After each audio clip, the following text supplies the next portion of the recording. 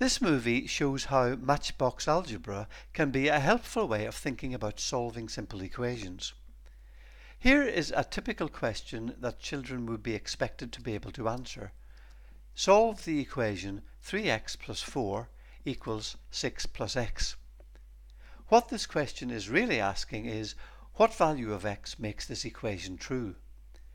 The answer required will be x equals some number, and this is the solution to the equation. In order to get a handle on the method, I'll turn it into a matchbox equation. 3x becomes 3 matchboxes, then plus 4 matches is equal to 6 matches plus 1 matchbox. So there are 4 matchboxes altogether, and remember there are the same number of matches inside each matchbox. And that's what I'm trying to find out. How many matches are in each box? My aim is to play around with the equation so that I end up with a single matchbox on one side of the equal sign and some number of loose matches on the other. And this playing around rests on one guiding principle, which is that whatever I do to one side of the equation, I must do to the other in order to keep it balanced. If I want to end up with a single matchbox on the left, I'll start by subtracting a matchbox from both sides. That leaves 2 matchboxes plus 4 matches is equal to 6 matches.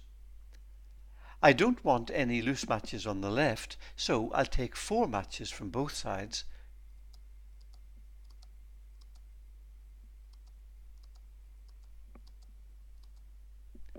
I can tidy away these plus signs as they're no longer needed. And now I've got 2 matchboxes is equal to 2 matches. At this point it's pretty obvious that there must be 1 match in each box, but I'll do it more formally so that you can see the method. I want to get down to 1 matchbox on the left.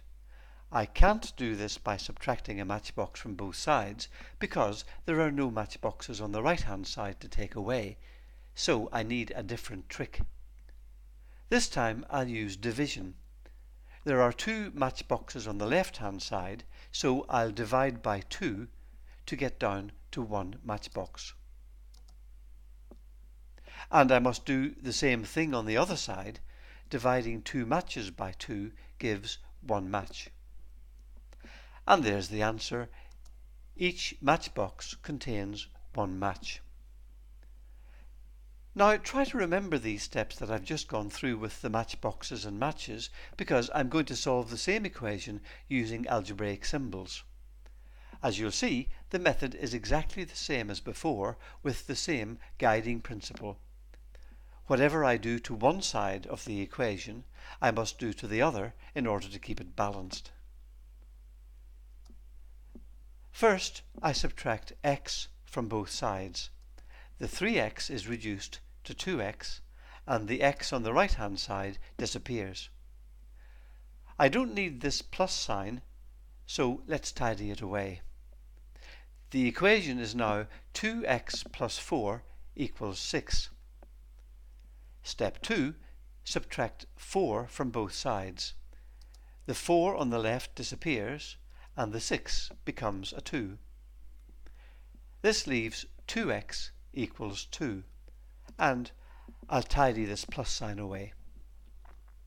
Finally, to get the x on its own on the left hand side, I divide both sides by 2. This gives x equals 1, which is the same answer I got earlier. Now, how about a quick check that this answer is correct? Here's the original equation once more. 3x plus 4 equals 6 plus x. If I replace the x with the number 1, the equation should be true. Let's see. 3 times 1, that's 3, plus 4 is 7. And the right hand side, 6 plus 1 is also 7. So replacing the x with 1 has indeed made the equation true. showing that x equals 1 is the correct solution. If you were to try replacing x with any number other than 1, the two sides of the equation wouldn't be equal. And that's the basic method for solving simple equations.